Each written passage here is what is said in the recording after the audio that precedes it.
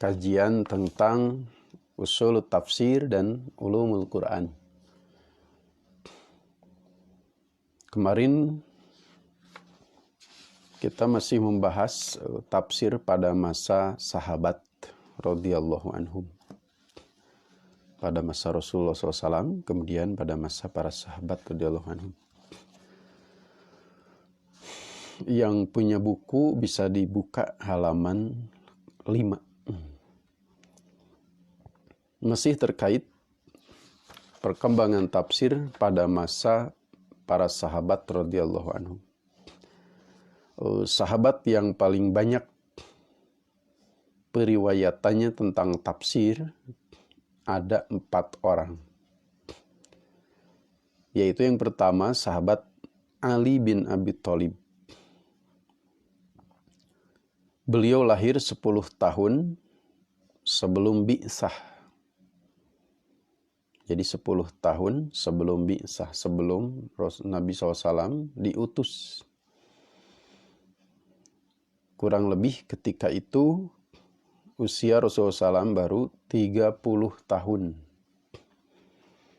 Karena beliau bi'tsah diutus ketika usia 40 tahun.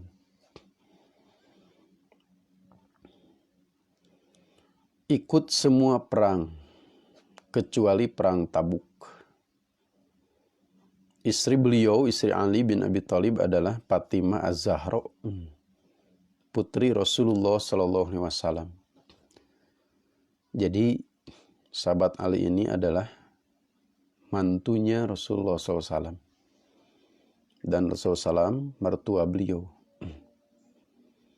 Dan ibunya bernama Fatimah juga. Fatimah binti Asad bin Hashim bin Abdi Manaf. Diberi kunyah, diberi julukan oleh Nabi SAW Abu Turab. Beliau anak-anak yang pertama masuk Islam. Termasuk Al-Ashrah. 10 sahabat yang dijamin masuk surga. Nah, Ali terdaftar di sana. Termasuk As-Sittah juga. 6 orang yang selalu diajak, dipercaya sebagai Ashabus Syura. Memusyawarahkan masalah-masalah yang sangat penting. Meriwayatkan 530 hadis. Dibaiat sebagai khalifah setelah Utsman bin Affan terbunuh pada bulan Dzulhijjah tahun 35 Hijriah. Beliau sendiri wafat terbunuh pada malam 17 Ramadan tahun 40 Hijriah. Setelah memegang kekhalifahan selama 5 tahun kurang 3,5 bulan. Itu sedikit biografi sahabat Ali bin Abi Thalib. Wahab bin Abdullah berkata dari Abu Tufail, sahabat Ali pernah menuturkan, demi Allah, tidak ada satupun ayat,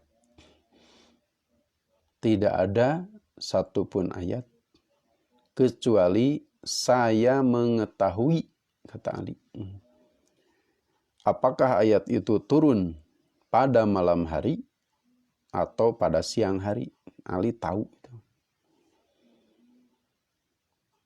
Ini dikutip, dinukil dari Al-Isobah Tamyijis Sahabah juz 3 halaman 493-496. Asma'us Sahabah halaman 33, Al-Bidayah wa Nihayah juz 7 halaman 203-204 dan halaman 302. Yang kedua, sahabat yang paling banyak meriwayatkan tafsir adalah Abdullah bin Mas'ud radhiyallahu anhu. Beliau merupakan orang ke-6 yang masuk Islam. Orang pertama yang menjaharkan Al-Quran di Mekah setelah Rasulullah SAW. Pelayan Rasulullah SAW, penyedia air bersucinya, pemegang siwak dan sandalnya, yang berjalan di depannya, di depan Rasul SAW bila beliau berjalan, yang menutupinya bila beliau mandi, dan membangunkannya bila beliau tidur. Itulah peran-peran sahabat Abdullah bin Mas'ud. Pernah Ibnu Mas'ud membacakan Al-Quran kepada Rasulullah SAW sampai basah kedua mata beliau. Ibnu Mas'ud berkata, Demi yang tidak ada Tuhan selain Dia, tidaklah turun ayat dari kitabullah, kecuali saya mengetahui tentang siapa ayat itu turun dan di mana ayat tersebut turun. Tentang siapa dan di mana. Beliau tahu, katanya. Andaikan saya tahu ada orang yang lebih tahu terhadap kitabullah dariku, yang tempat tinggalnya dapat dicapai kendaraan, niscaya saya akan mendatanginya. Andaikan. Jadi kalau ada orang yang lebih tahu dari beliau terhadap Al-Quran, beliau akan mendatanginya, belajar kepadanya. Ini dinukil dari kitab Muqaddimah fi Usulit Tafsir, karya Ibnu Taimiyah halaman 96. Kemudian Ibnu Mas'ud ini wafat tahun 23 Hijriyah. Sama dengan tahun wafatnya sahabat Umar bin Khattab radhiyallahu anhu. Tahun 23.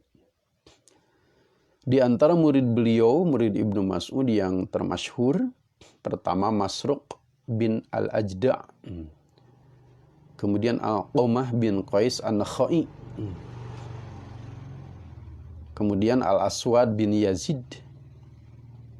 Kemudian Qatadah bin Di'amah As-Sudusi.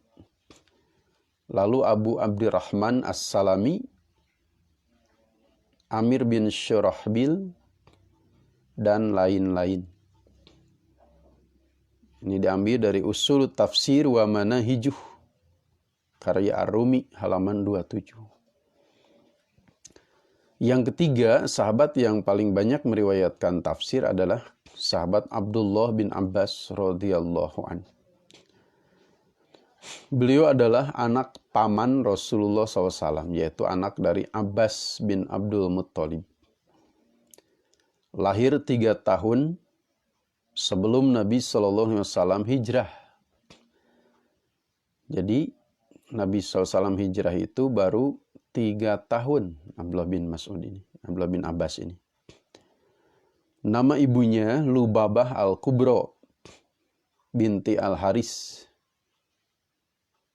Dan salah seorang istri Nabi SAW yaitu Maimunah binti Haris adalah bibinya dari ibu.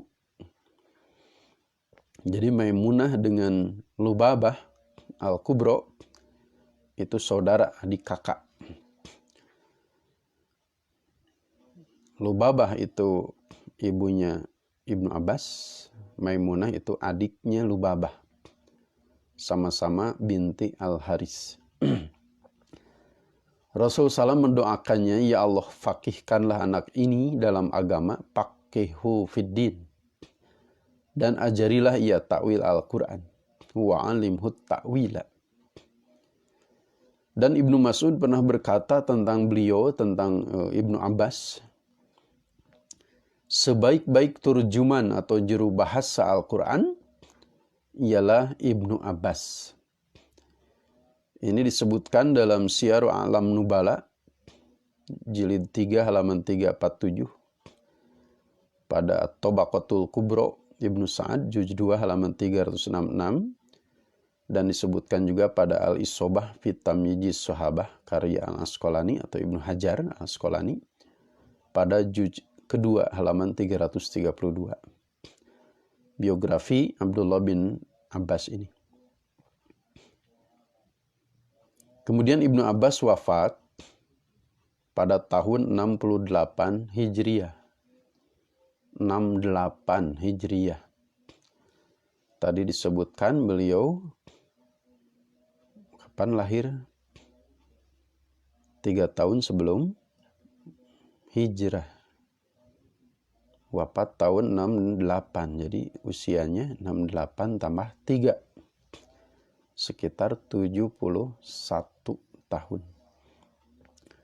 Lahir 3 tahun sebelum hijrah. Wafat tahun 68 Hijriah. Pada usia kurang lebih 71 tahun. Di antara murid beliau yang termasyhur dalam tafsir terutama ada Mujahid bin Jabr, ini murid terdekatnya.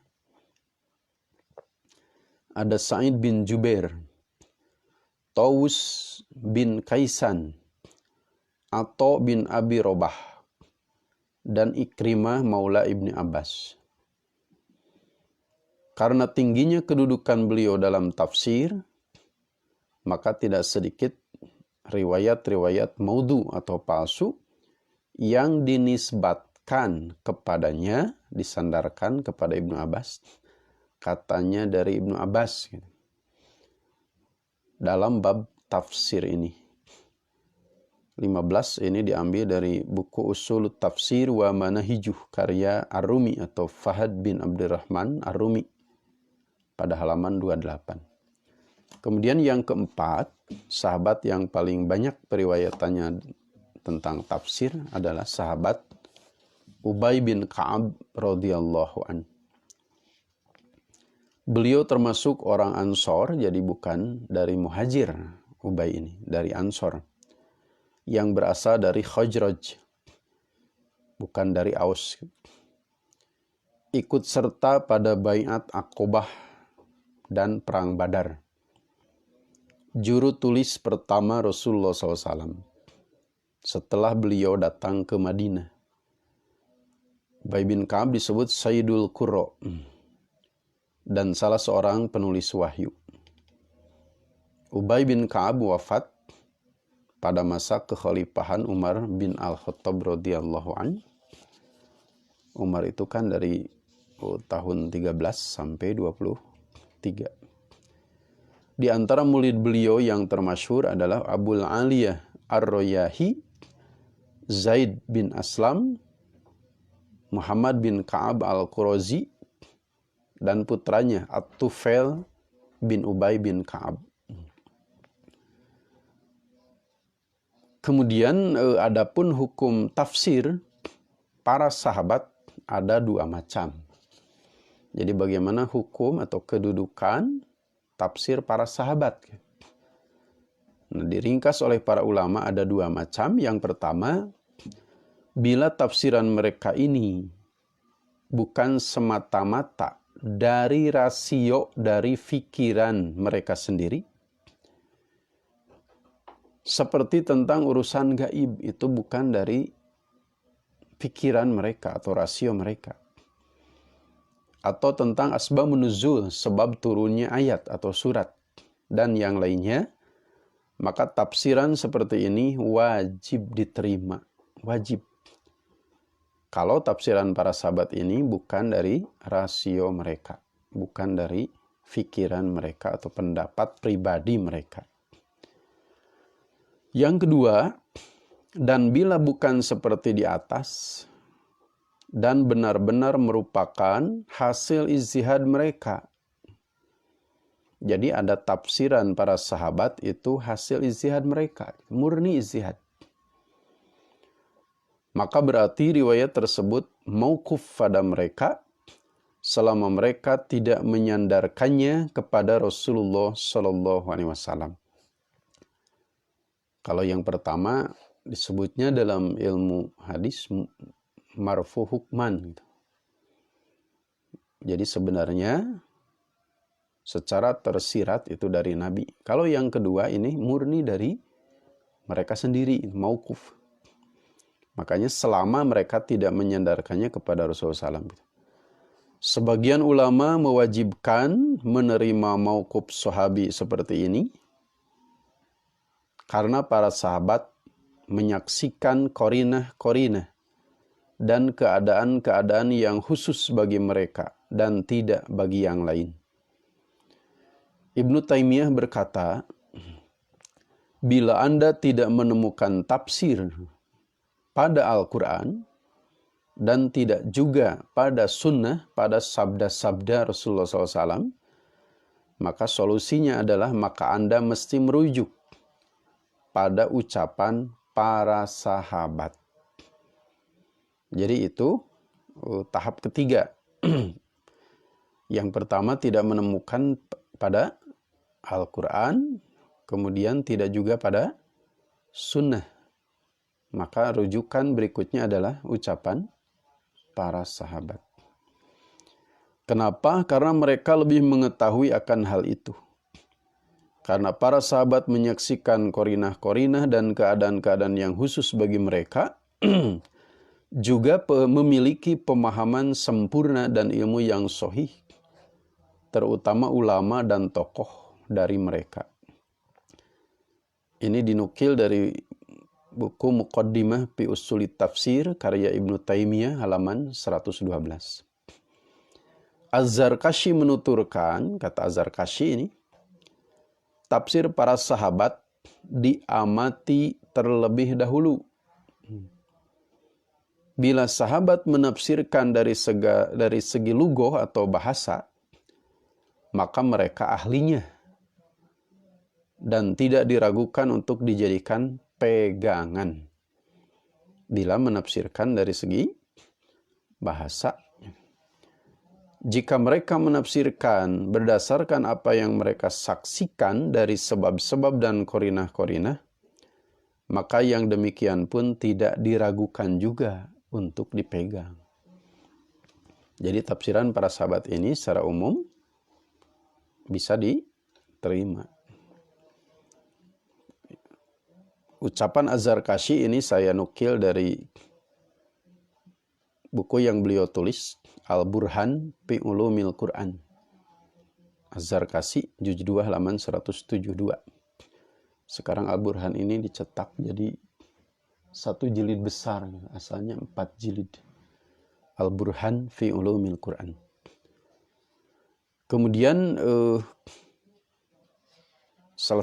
setelah selesai bagaimana tafsir pada masa para sahabat, sekarang tafsir pada masa para tabi'in. Tafsir pada masa para tabi'in. Tidak ada perbedaan mencolok antara manhaj tafsir para tabi'in dengan manhaj tafsir para sahabat. Jadi hampir sama, hampir mirip manhaj tafsir para tabi'in dengan manhaj tafsir para sahabat radhiyallahu anhum. Kenapa? Karena para tabi'in menerima tafsir tersebut dari para sahabat. Mereka pun, para tabi'in, takut berdosa dalam menafsirkan. Jadi kehati-hatian tetap kental pada masa tabi'in. Kalau para sahabat takut berdosa dalam menafsirkan, para tabi'in pun sama. Sebagaimana para sahabat. Sa'id bin al-Musayyab diam, seolah tidak mendengar apa-apa. Jadi diam, seolah tidak mendengar apa-apa ketika beliau ditanya tentang tafsir suatu ayat. Kenapa diam? Yang tadi takut berdosa dalam menafsirkan. Sieun dosa, bilih lepat. Begitupun Asy-Sya'bi menuturkan, kata Asy-Sya'bi atau Amir bin Syarahil Asy-Sya'bi, demi Allah, tidak ada satupun ayat kecuali saya menanyakannya. Tetapi ini adalah riwayat dari Allah. Makanya mereka merasa takut berdosa dalam menafsirkan. Karena ini riwayat dari Allah. Tindakan dan ucapan tersebut mereka lakukan dan lontarkan karena mereka takut salah. Takut salah jika menerangkan kitabullah tanpa ilmu. Inilah yang berkurang. Masa demi masa, waktu demi waktu, zaman demi zaman, orang itu berkurang dalam kehati-hatian. Para tabi'in masih kental dengan ikhtiyat seperti itu, kehati-hatian seperti itu. Jadi takut salah jika menerangkan kitabullah tanpa ilmu. Adapun yang memiliki ilmu tentang hal itu dari segi lugah dan syara', maka tidak jadi dosa baginya. Ini diambil dari Muqaddimah fi Usulit Tafsir karya Ibnu Taimiyah halaman 114. Kemudian juga dari Usulut Tafsir wa Manahijuh karya Ar-Rumi halaman 31. Secara keseluruhan, manhaj tabi'in dalam menafsirkan tidaklah berbeda juga dengan para sahabat. Akan tetapi, karena penaklukan Islam meluas pada masa ini, maka menyebabkan manhaj tersebut ada sedikit perbedaan. Ada perbedaan tapi hanya sedikit. Manhaj tabi'in dalam menafsirkan antara lain, yang pertama menafsirkan ayat dengan ayat, Quran dengan Quran. Yang kedua menafsirkan ayat dengan sunnah.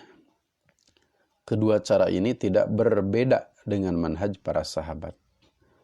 Yang ketiga menafsirkan ayat dengan ucapan para sahabat. Karena para tabi'in merujuk kepada ucapan para sahabat, dan lebih mendahulukannya dalam menafsirkan daripada ucapan mereka sendiri, mereka menerima tafsir tersebut dari para sahabat dan menyodorkannya kepada para sahabat. Mujahid bin Jabr, murid terdekat Ibnu Abbas, mengatakan, saya telah menyodorkan mushaf kepada Ibnu Abbas sebanyak 3 kali dari awal sampai akhirnya, berhenti pada setiap ayat, dan saya menanyakannya kepada beliau. Ini satu bukti bagaimana para tabi'in menerima tafsir dari para sahabat. Makanya dalam segi manhaj pun tidak jauh berbeda. Yang keempat, menafsirkan dengan ijtihad.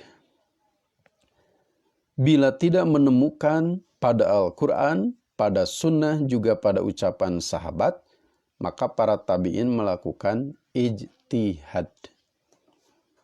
Mereka pun memiliki kelayakan untuk itu. Untuk ijtihad mereka masih punya kelayakan. Layak ijtihad juga.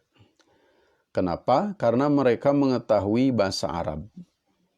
Mereka menerima tafsir dari para sahabat dan mendengar dari mereka apa yang tidak didengar oleh yang lain. Yang kelima, ini berbeda dengan manhaj tafsir sebelumnya. Para tabi'in ini yang kelima menafsirkan ayat dengan ucapan ahli kitab. Mulai di masa tabi'in ada menafsirkan ayat dengan ucapan ahli kitab Yahudi dan Nasrani. Hal ini terjadi karena dalam Al-Quran banyak disebutkan kisah-kisah para nabi dan kisah-kisah umat terdahulu dengan ringkas. Sedangkan jiwa manusia menginginkan untuk mengetahui kisah-kisah tersebut secara lengkap dan terperinci.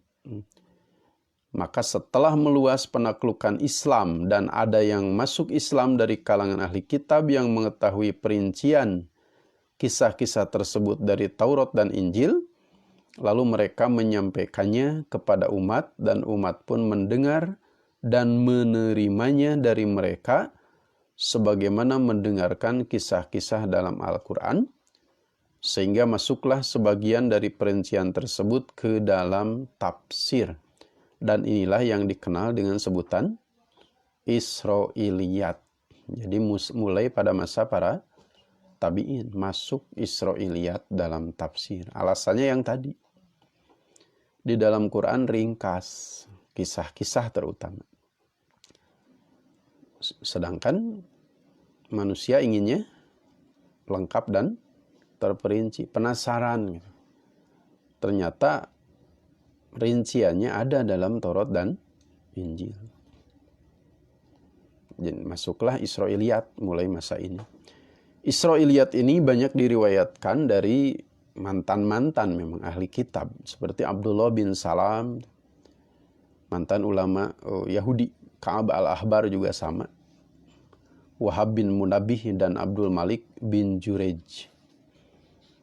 Sumber-sumber Israiliyat masuk ke dalam tafsir itu kebanyakan dari orang-orang ini. Kemudian keistimewaan tafsir para tabi'in ini terdapat pada beberapa hal. Yang pertama, masuknya Israiliyat ke dalam tafsir. Keistimewaan itu kelebihan atau tambahan yang tidak pada masa sebelumnya, masuk Israiliyat ke dalam tafsir. B, yang kedua, bertambahnya tafsir dari tafsir para sahabat. Sehingga Al-Quran ditafsirkan secara lengkap sekarang. Dan ayat-ayat Al-Quran ditafsirkan secara keseluruhan. Jadi 114 surat, 30 juz sekarang ditafsirkannya secara lengkap dan keseluruhan. Hal ini dilakukan karena meluasnya penaklukan Islam. Dan karena banyaknya orang ajam non-Arab yang memeluk agama Islam tidak seperti pada masa sahabat. C, keistimewaan tafsir tabi'in ini, tafsir pada masa ini terpelihara dengan sistem talaki dan periwayatan. Penduduk suatu kota menentukan secara khusus talaki, menerima langsung. Dan periwayatan dari ulama di kotanya. Orang Mekah dari Ibnu Abbas, orang Madinah dari Ubay bin Ka'ab, dan orang Irak dari Ibnu Mas'ud, langsung mereka talaki. D, yang keempat, keistimewaan tafsir para tabi'in, banyak perbedaan dan tambahan dalam tafsir daripada apa yang didapatkan pada masa sahabat. E, tampak bibit-bibit perbedaan madhab. Nah, mulai tampak perbedaan madhab. F, atau yang ke 6. Tafsir pada masa ini, pada masa para tabi'in diriwayatkan dengan menyandarkan setiap pendapat kepada sumber pendapat tersebut. Sehingga pendapat-pendapat tersebut diketahui dan dapat dipisahkan antara yang kuat dari yang lemah, yang sahih dari yang dhaifnya. Jadi setiap pendapat disandarkan kepada sumber pendapatnya. Yang punya pendapat tentang tafsir ayat ini seperti ini siapa? Sehingga nanti bisa dipisahkan yang kuat dari yang lemah, yang sahih dari yang dhaif. Ahli tafsir yang termasyhur dari kalangan tabi'in ada beberapa orang, di antaranya Mujahid bin Jabr, Sa'id bin Jubair, atau Ikrimah, Al-Hasanul Basri. Nah, ini sering sebut-sebut namanya nanti. Selain Mujahid, Zaid bin Aslam, Qatadah bin Di'amah As-Sadusi, Muhammad bin Ka'ab Al-Qurazi, Abul Aliyah Ar-Royahi, dan Amir Ash-Sha'bi, dan lain-lain. Jadi Amir Ash-Sha'bi atau Amir bin Sharohil. Tadi tertulis apa? Syarahbilnya. Yang benar itu Amir bin Sharohil Ash-Sha'bi. Murid siapa tadi? Amir Ash-Sha'bi. Muridnya Abdullah bin Mas'ud. Amr bin Syurahbil itu. Ini Amir bin Sharohil Ash-Sha'bi. Jadi ya murid-murid para sahabat yang tadi. Mereka lah yang masyhur di kalangan tabi'in. Karena terbukti memang mereka belajar lebih dari tabi'in yang lain. Jadi selalu kesabaran, kerajinan itu berbuah. 19 ini diambil, dikutip dari buku Usulut Tafsir wa Manahijuh, karya Fahad bin Abdurrahman Ar-Rumi, halaman 33. Yang terakhir dari tafsir pada masa para tabi'in, hukumnya sekarang. Tentang hukum tafsir para tabi'in adalah sebagai berikut. Pertama, bila mereka sepakat, bukan seorang dua orang, tapi sepakat pada suatu tafsiran, maka wajib diterima. dan tidak diragukan untuk dijadikan sebagai hujah. Itu pun bila mereka sepakat. Yang kedua, bila mereka tidak sepakat pada suatu tafsiran, maka dikembalikan kepada lugoh atau bahasa Al-Quran, atau bahasa sunnah, atau keumuman bahasa orang Arab, atau kepada ucapan para sahabat tentang hal ini. 20. Muqaddimah fi Usuli Tafsir Ibnu Taimiyah halaman 105. Jadi kalau tidak sepakat dikembalikan kepada lugoh. Ini yang nanti disebut tafsir bir ra'i, identik dengan bahasa lugoh. Lugoh Quran, lugoh sunnah, atau keumuman bahasa orang Arab, atau kepada ucapan para sahabat. Tidak ada perbedaan pendapat tentang hal ini. Adanya perbedaan adalah bila tafsiran tabi'i tidak ditentang tabi'i yang lain. Maka tafsiran seperti ini patut diterima dan lebih didahulukan daripada tafsiran yang lain. Karena para tabi'in memiliki kelebihan dalam keilmuan dibandingkan generasi setelah mereka. Atba'ut tabi'in pun, atba'ut tabi'in, apalagi generasi kita. Para tabi'in tetap memiliki kelebihan dalam keilmuan gitu, dibandingkan generasi setelah mereka. 21 diambil dari Usulut Tafsir wa Manahijuh, karya Fahad bin Abdurrahman Ar-Rumi, halaman 35. Masih panjang materi tentang perkembangan, pertumbuhan tafsir ini. Kita baru sampai tafsir pada masa tabi'in, pada masa Rasulullah SAW yang pertama, kedua pada masa para sahabat radhiyallahu anhum, ketiga pada masa para tabi'in. Insyaallah yang keempat, bagaimana perkembangan tafsir pada masa pembukuan atau pentadwinan. Demikianlah pertemuan yang ketiga terkait bedah buku dasar-dasar tafsir dan ulumul Quran.